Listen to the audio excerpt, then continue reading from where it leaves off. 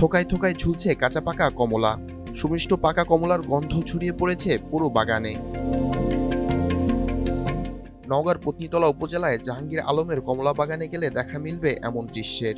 ৬ বছর আগে ইউটিউবে চাষ পদ্ধতি দেখে কমলা চাষে আগ্রহী হয়েছিলেন জাহাঙ্গীর। এরপর চুয়াডাঙ্গা থেকে গাছের চারা সংগ্রহ করে নিজের ১২ বিঘা জমিতে শুরু করেন কমলা চাষ। ২০২০ সালে আমি চুয়াডাঙ্গা থেকে ইউটিউবের মাধ্যমে দেখে আর কি ওখান থেকে কিছু চারা নিয়ে আসি। তো চারা আনার পরে ওখানে আমি আগে রেজাল্টটা দেখলাম যে আসলে আমাদের এখানে হবে কি না, কেমন হবে। তো দেখার পরে আমার ভালো লাগলো যে না, এটা ব্যবসা করা যায়। তার ফলশ্রুতিতেই আমি ২০২১ সালে এখানে চাষাবাদ শুরু করি। মানে এটা জমিটা হলো ১২ বিঘাতে আছে, গাছ আছে আমার ১৮০০ আর কি। তো গত বছর মানে ৩ বছর ধরে আমি ফল পাচ্ছি। তো তখন গাছ ছোট ছিল, ফল কম ছিল। গত বছর আশানুরূপ ভালো পেয়েছি। এই ১২ বিঘাতে আমার প্রায় ১৬ লক্ষ টাকার বিক্রি হয়েছে। গাছ ছোট থাকায় আগের বছরগুলোতে ফলন কিছুটা কম হয়েছিল। তবে এবারে বাগানে যা কমলা ধরেছে তাতে ৬০ থেকে ৭০ লক্ষ টাকা বিক্রির আশা করছেন এই কৃষি উদ্যোক্তা।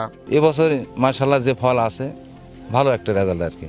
তো এটা নিঃসন্দেহে চাষাবাদ করা যায় এবং বিক্রির ক্ষেত্রেও কোনো সমস্যা নাই। এখানে মানে পাইকারি যারা নেয় তারা এখানে আসে, এখান থেকে নিয়ে যায়। আমাকে অন্য কোথাও যেতে হয় না।